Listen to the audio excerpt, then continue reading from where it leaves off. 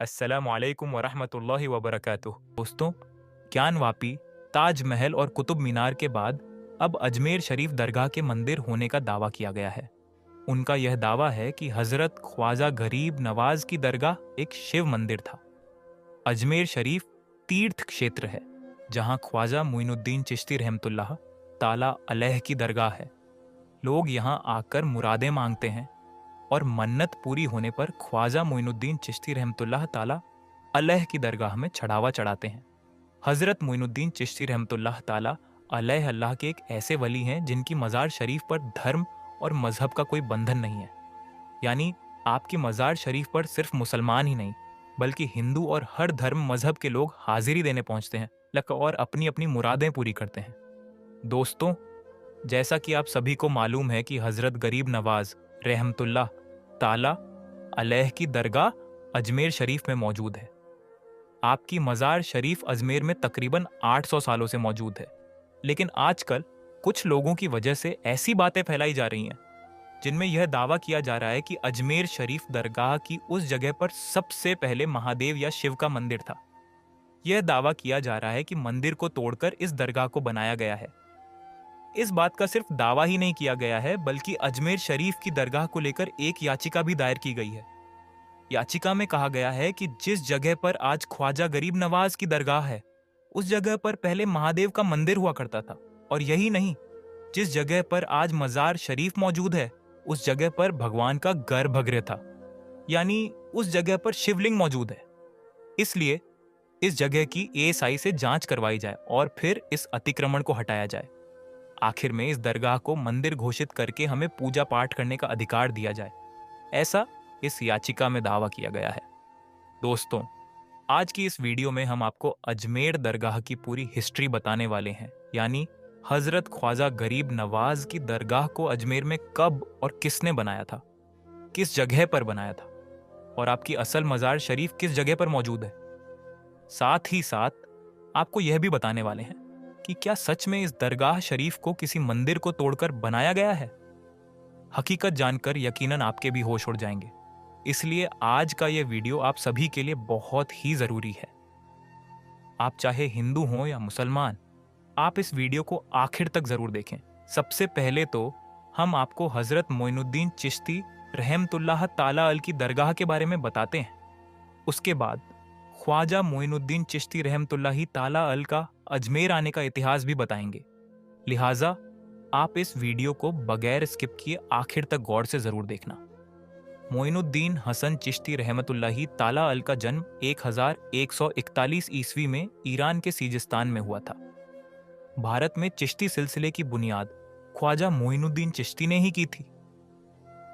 वह इस्लाम फैलाने के लिए भारत आए थे। यहाँ पर वह कई चमत्कार करने लगे। आसपास के लोगों में उनको लेकर मोहब्बत बढ़ गई। लोग अपनी समस्या का हल ढूंढने उन तक पहुंचने लगे। मोइनुद्दीन चिश्ती को निजामुद्दीन औलिया के बाद दूसरा सबसे बड़ा सूफी संत यानी अल्लाह का वली माना गया। सूफीवाद भाईचारे की शिक्षा देता है। उस समय यहाँ 5 वक्त की अजान होती और नमाज अदा की जाती थी। मुगल बादशाह उनके अमल और उनके इल्म के जानकार थे। कहा जाता है कि औलाद की ख्वाहिश में मुगल बादशाह अकबर 437 किलोमीटर पैदल चलकर ख्वाजा मोइनुद्दीन चिश्ती की दरगाह पर आए थे। इसके बाद ही उनके घर में जहांगीर की पैदाइश हुई थी। इल्तुतमिश, अकबर, रजिया सुल्तान, जहांगीर, शाहजहां, औरंगजेब जैसे मुगल सम्राटों ने अपने वक्त में उस दरगाह का दौरा किया था। बड़ौदा के महाराज ने दरगाह शरीफ के ऊपर की कंस्ट्रक्शन की थी। जहांगीर, शाहजहां और जहां आरा ने इसके कंस्ट्रक्शन में भी हिस्सा लिया था। दोस्तों, अब हम आपको थोड़ा पीछे ले चलते हैं और आपको यह बताते हैं कि जब हजरत ख्वाजा गरीब नवाज भारत आए थे तो उस वक्त अजमेर का माहौल कैसा था।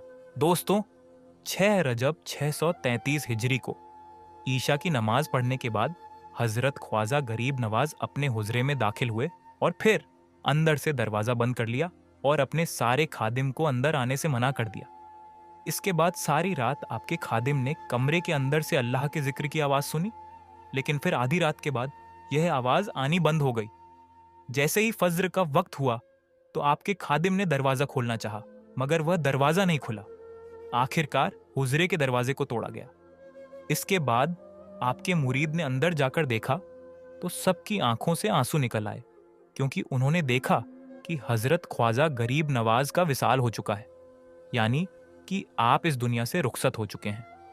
आपके विसाल के बाद आपकी नमाज या जनाजा पढ़ाई गई और फिर आपको उसी जगह पर दफन कर दिया गया जहां अजमेर में आप सबसे पहले चटाई बिछाकर बैठे थे। हम आपको बता दें कि उस वक्त वहां पर कुछ भी नहीं था, बिल्कुल खाली मैदान था, और उस वक्त आपकी मज़ार शरीफ भी कच्ची बनाई गई थी।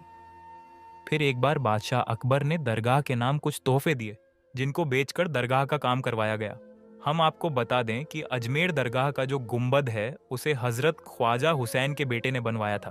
फिर 849 हिजरी में दरगाह का जो मेन गेट है उसे मांडू के सुल्तान जासुद्दीन खिलजी ने बनवाया था, और गुंबद पर लगा हुआ कलश रामपुर के नवाबों की दन है। इसके अलावा अजमेर दरगाह में सुनहरी कटहरा बादशाह जहांगीर ने बनवाई थी और उसकी मरम्मत महाराजा जय सिंह ने की थी।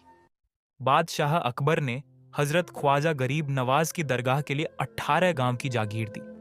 इसके बाद जब हिंदुस्तान में अंग्रेजों का कब्जा हुआ तो उस वक्त इस दरगाह के लिए एक कमेटी बनाई गई, जिसका काम दरगाह की देखभाल करना था। इसके अलावा अजमेर दरगाह में जो बुलंद दरवाज़ा है उसे सुल्तान महमूद गजनवी ने बनवाया था। यह दरवाज़ा 85 फीट ऊंचा था, जो इस दरगाह की सारी इमारतों से ऊंचा था, इसीलिए इसे बुलंद दरवाज़ा भी कहा जाता है। अजमेर दरगाह में मौजूद बड़ी डेक को बादशाह अकबर ने चित्तौड़गढ़ फतह के बाद बनवाया था। वहीं छोटी डेक को बादशाह जहांगीर ने 1222 हिजरी में बनवाया था। दरगाह में मौजूद शाहजहानी मस्जिद को बादशाह शाहजहां ने बनवाया था। तो दोस्तों, इन बातों से पता चलता है कि अजमेर दरगाह को किसी एक ने नहीं बनाया, बल्कि दरगाह की हर चीज अलग अलग लोगों की देन है, जिनमें हिंदू और मुसलमान भी शामिल थे। इसके बाद जैसे जैसे बादशाह आते गए, सब ने हजरत ख्वाजा गरीब नवाज की दरगाह में कुछ न कुछ तामीर करवाया। दोस्तों, इससे दूसरी बात यह भी साफ हो जाती है कि अजमेर दरगाह किसी मंदिर को तोड़कर नहीं बनाई गई है। यह बात सिर्फ और सिर्फ कुछ लोगों का प्रोपेगेंडा है या फिर अपने निजी स्वार्थ के लिए इस तरह की बातें कर रहे हैं। मगर याद रखें, इन बातों में कहीं भी कोई सच्चाई नहीं है। ये बात बिल्कुल झूठ है कि अजमेर दरगाह किसी मंदिर को तोड़कर बनाई गई है। दोस्तों, ख्वाजा गरीब नवाज चिश्ती रहमतुल्लाह अलैह की मज़ार मुबारक को हिंदुस्तान के बादशाह औरंगजेब आलमगीर ने तोड़ने का इरादा किया। बादशाह औरंगजेब को वलियों के बारे में यह गलत फहमी थी कि मरने के बाद मज़ारों में उन्हें जिंदा किया जाता है। अपनी इसी वहम को दूर करने के लिए बादशाह औरंगजेब ने एक दिन गरीब नवाज की जियारत करने के लिए अजमेर शरीफ का रुख किया। जब औरंगजेब अजमेर शरीफ पहुंचे तो उन्होंने अपने काजी से कहा, चलो मान लेता हूं कि गरीब नवाज अल्लाह के वली हैं, मगर मैं तभी मानूंगा जब मैं उनको सलाम पेश करूंगा और मुझे सलाम का जवाब मिलेगा। अगर मुझे सलाम का जवाब नहीं मिला तो मैं मज़ार शरीफ को तोड़ दूंगा।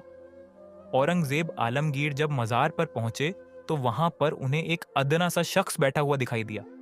वह शख्स इंतजार कर रहा था। बादशाह औरंगजेब ने उस शख्स से पूछा, क्या मामला है, तुम यहाँ क्यों बैठे हो और परेशान क्यों लग रहे हो? तो उस शख्स ने बादशाह औरंगजेब से कहा, हजरत, मैं आंख से नाबीना हूं, यानी मैं अंधा हूं। काफी वक्त से ख्वाजा गरीब नवाज रहमतुल्लाह अलैह से दुआ कर रहा हूं कि मेरी आंखों की रोशनी मुझे वापस मिल जाए, लेकिन कोई फायदा नहीं होता। मैं काफी वक्त से यहाँ पर हाजिरी दे रहा हूँ और रो रो कर दुआ भी कर रहा हूँ कि या अल्लाह, अपने इसके सदके मेरी आंखों की रोशनी मुझे अता कर दे, मगर आज तक मुझे कोई फायदा नहीं हुआ। यानी मेरी आज तक कोई हाजिरी और दुआ कबूल नहीं हुई। तो बादशाह औरंगजेब ने उस अंधे शख्स से कहा, मैं मज़ार पर सलाम पेश करने के लिए जा रहा हूँ, और जब मैं वापस आऊँ और तब तक अगर तेरी आंखों की रोशनी तुझे वापस ना मिली तो मैं तलवार से तेरी गर्दन उड़ा दूंगा। इतना सुनते ही वह अंधा आदमी बहुत ही ज़्यादा परेशान हो गया और बहुत ज़्यादा गमगीन हो गया। वह अंधा आदमी सोचने लगा कि अब क्या होगा। अब तक तो मेरी आंखों की रोशनी नहीं थी, लेकिन अब मेरी गर्दन भी उड़ा दी जाएगी। यानी वह अंधा शख्स कहने लगा, अब तक तो मैं अपनी आंखों की रोशनी से ही परेशान था कि मेरी आंखों की रोशनी नहीं है, मैं अंधा हूं, लेकिन बादशाह ने अब मेरी गर्दन उड़ाने की बात कर दी है। यानी मेरा बचना अब बहुत ही ज्यादा मुश्किल लग रहा है। फिर उस अंधे आदमी ने जोर जोर से रोना शुरू कर दिया और तड़प तड़प कर ख्वाजा गरीब नवाज से फरियाद की। जब बादशाह औरंगजेब ने ख्वाजा गरीब नवाज को सलाम पेश किया, यानी जब बादशाह औरंगजेब मज़ार के पास पहुंचे और मज़ार के पास जाकर उन्होंने सलाम किया, तो मज़ार से कोई जवाब नहीं मिला। जब बादशाह औरंगजेब ने एक बार सलाम किया तो जवाब नहीं मिला। फिर बादशाह औरंगजेब ने दूसरी बार सलाम किया, फिर भी सलाम का जवाब नहीं मिला। लेकिन जब तीसरी बार औरंगजेब ने सलाम अलैकुम व रहमतुल्लाहि व बरकात कहा, तो अंदर से आवाज़ आई, वालेकुम सलाम व रहमतुल्लाहि व बरकात। फिर मज़ार शरीफ से आवाज़ आई, यह बादशाह औरंगजेब दोबारा ऐसी जिद ना करना, क्योंकि तुम्हारी जिद की वजह से मैं इस अंधे की आंखों की रोशनी लेने अर्श इलाही पर गया था, और इसी वजह से तुम्हारे सलाम के जवाब देने में देरी हो गई। सुभान अल्लाह। दोस्तों, ख्वाजा गरीब नवाज की करामत को देखने के बाद बादशाह औरंगजेब आलमगीर रहमतुल्लाहि अलैह एक अल्लाह के वली बन गए। अल्लाहू अकबर। तो मेरे दोस्तों, यह शान होती है अल्लाह के वलियों की।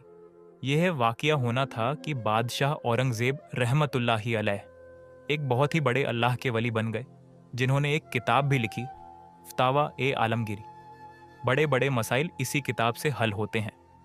मेरे दोस्तों, जब ख्वाजा गरीब नवाज रहमतुल्लाहि अलैह अजमेर शरीफ पहुंचे, तो उस वक्त एक मंदिर था जो अजमेर का सबसे बड़ा मंदिर था, और यह मंदिर सिर्फ राजा और रानियों की इबादत के लिए खास था।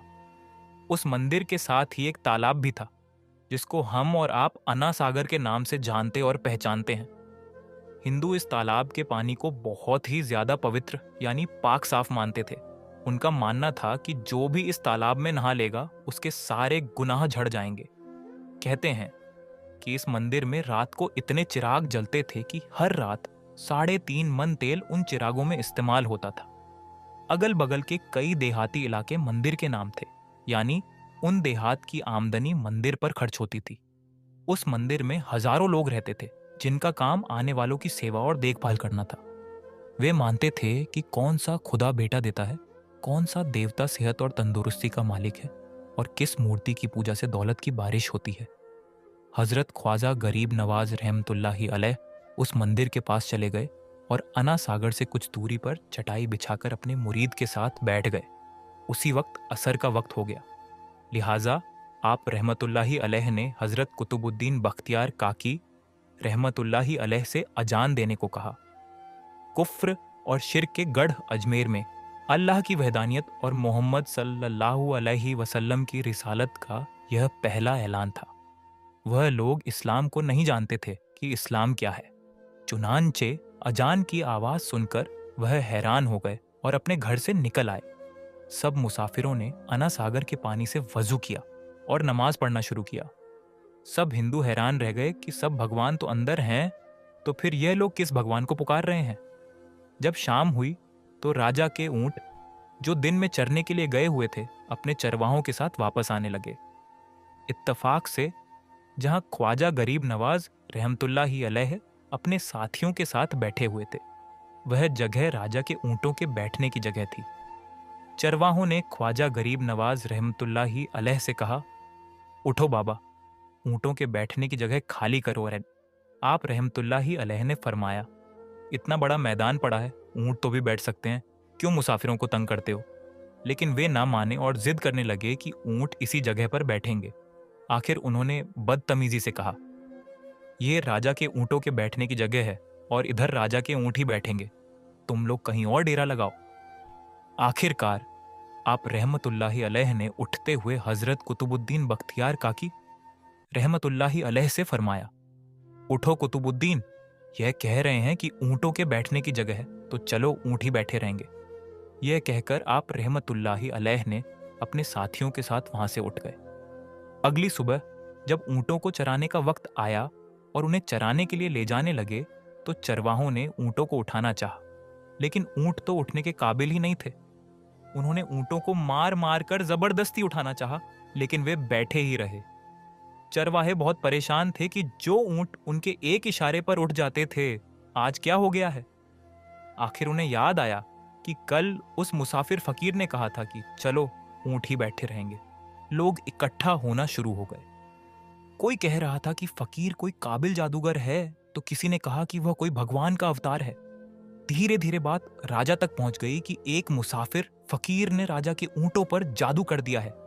राजा ने ख्वाजा गरीब नवाज रहमतुल्लाहि अलैह को पैगाम भेजा कि तुम कैसे रहमतुल्लाह हो जो बेजुबानों को बांध कर रखते हो। यह बेचारे भूख प्यास से मर जाएंगे, इसलिए मेहरबानी करके अपना जादू वापस ले लो। आप रहमतुल्लाहि अलैह ने फरमाया, हम मुसलमान हैं और मुसलमान बद्दुआ नहीं करते, न ही जादू करते हैं। जाओ, कहो, जिसके हुक्म से बैठे थे उसी के हुक्म से उठ खड़े हो जाओ। अब जो जाकर ऊंटों को उठाया तो ऊंट फौरन उठ गए। इस वाक़े के बाद हिंदुओं की दिलचस्पी उन मुसाफिरों में बढ़ने लगी। 5 वक्त अजान होती और नमाज की अदायगी की जाती। आखिरकार राजा तक यह बात पहुंच गई कि कुछ फकीर आए हैं जो मुसलमान हैं। ये 5 वक्त अजान देते हैं और हमारे पवित्र तालाब को हाथ मुंह धोकर भ्रष्ट करते हैं, यानी नापाक कर देते हैं। और तो और हमारे धर्म के खिलाफ बातें करते हैं। कहते हैं कि मूर्तियां पूजने के काबिल नहीं है, यह तो सिर्फ पत्थर हैं। राजा ने फकीरों को पैगाम भिजवाया कि तुम लोग मांस गोश्त खाते हो, हमारे धर्म के खिलाफ बोलते हो और तो और हमारे पवित्र तालाब को अपने हाथ डालकर नापाक करते हो, जो हम बर्दाश्त नहीं कर सकते। इसीलिए तुम लोग यहां से चले जाओ। आप रहमतुल्लाहि अलैह ने फरमाया, और भी तो इतनी दुनिया आती है, हमारे पानी पी लेने से कौन सी कमी आ जाएगी। लेकिन वे कहने लगे, वह सब हमारे अपने धर्म के लोग हैं और तुम दूसरे धर्म के हो। आइंदा तुम लोगों ने तालाब को नापाक किया तो हम बर्दाश्त नहीं करेंगे। आप रहमतुल्लाहि अलैह ने हजरत कुतुबुद्दीन बख्तियार काकी रहमतुल्लाहि अलैह से फरमाया, कुतुबुद्दीन, शायद यह लोग आइंदा हमारे पानी पी लेने पर कोई लड़ाई झगड़ा करेंगे। जाओ, एक मश्क पानी ले आओ, ताकि जरूरत के वक्त कुछ तो पानी मौजूद हो। लिहाजा हजरत कुतुबुद्दीन बख्तियार काकी रहमतुल्लाहि अलैह ने उनसे कहा, चलो हम मश्क भर लेते हैं। वह इस शर्त पर मान गए कि तुम्हारा जिस्म पानी से छूना नहीं चाहिए। हजरत कुतुबुद्दीन बख्तियार काकी रहमतुल्लाहि अलैह तालाब की सीढ़ियों पर जाकर बैठे और मश्क को पानी में डुबो दिया। जब वह भर गया तो हजरत ने मश्क को ऊपर खींचा। जैसे ही मश्क पानी से बाहर निकाला गया, अन्ना सागर का पानी सूख चुका था। ऐसा लग रहा था कि अन्ना सागर का सारा पानी मश्क में बंद हो गया था। अन्ना सागर का सूखना था कि पूरे अजमेर में कोहराम मच गया। लोग रोने लगे कि जो हम गुनाहों की गठरी जलाते हैं और अन्ना सागर में घुसकर उनसे छुटकारा पा लेते हैं, अब हम गुनाहों का बोझ लिए किधर जाएंगे। सारे इलाके में खबर फैल गई कि मुसाफिर फकीर ने जादू के जोर से अन्ना सागर को सूखा दिया है। राजा ने जब यह सुना तो वह बहुत परेशान हो गया। उसने अपने वजीर को बुलाया। सबने यही कहा कि फकीर या तो जादूगर है या फिर वाकई में कोई कामिल फकीर है। साथ ही यह भी चर्चा हुई कि अजमेर की रौनक तो अन्ना सागर के दम से ही थी। इसी वजह से लोग दूर दूर से अजमेर आते थे और अपना ईमान ताज़ा करके लौटते थे। अन्ना सागर के सूख जाने से हिंदू धर्म के प्रचार को बहुत बड़ा धक्का लगा था और यह बहुत हैरान करने वाली बात थी। आखिर तय किया गया कि फकीर से बात की जाए कि आखिर वह चाहता क्या है। अगर उसकी कोई ज़रूरत खाने पीने की चीज़ है तो वह मान ली जाएगी, या फिर सब मर्द, औरतें और बच्चे जाकर फकीर को मनाएंगे कि लोगों को परेशानी से बचा लीजिए और हम पर रहम कीजिए, हम पाप का बोझ उठाए, किधर जाएं और कैसे सुकून पाएं। यह काम ज़्यादा आसान लगा। लिहाजा सारे लोग बाबा साहब रहमतुल्लाह अलैह के पास आए और बोले, बाबा, तुम भी वजू कर लिया करना, लेकिन भगवान के वास्ते हमारा अन्ना सागर हमें लौटा दो। आप रहमतुल्लाह अलैह ने हजरत कुतुबुद्दीन बख्तियार काकी रहमतुल्लाह अलैह से फरमाया, जाओ कुतुबुद्दीन, मश्क वापस तालाब में डाल दो। जूं ही मश्क तालाब में उलटा गया, अन्ना सागर किनारों तक उछल आया। उस पानी ने कई दिलों को धो डाला। हिंदू की अपनी तारीखी किताबों में भी हिंदू इतिहासकार इस बात को मानते हैं कि उस शाम 32,000 हिंदू कलमा पढ़कर मुसलमान हुए थे। उन हिंदुओं के मुसलमान हो जाने से हिंदू पंडितों और आम हिंदुओं में गम और गुस्से का तूफान उठ खड़ा हुआ था। वे सोच में पड़ गए थे कि अगर ये फकीर कुछ दिन और इधर रुक गया तो देवी देवताओं का नाम लेने वाला भी कोई नहीं बचेगा। लिहाजा लोगों ने राजा को मजबूर किया कि जल्द से जल्द कुछ किया जाए। राजा ने मंदिर के बड़े पंडित रामदेव को बुलाया और उसे बाबा साहब रहमतुल्लाह अलैह से मुकाबला करके जल्द से जल्द उन्हें हराने और अजमेर से बाहर निकालने का हुक्म दिया। रामदेव अपने वक्त का माना हुआ पंडित था, जिसकी इल्मी काबिलियत की दूर दूर तक धूम मची हुई थी। उसने राजा को यकीन दिलाया कि वह जल्द ही कोई अच्छी खबर सुनाएगा।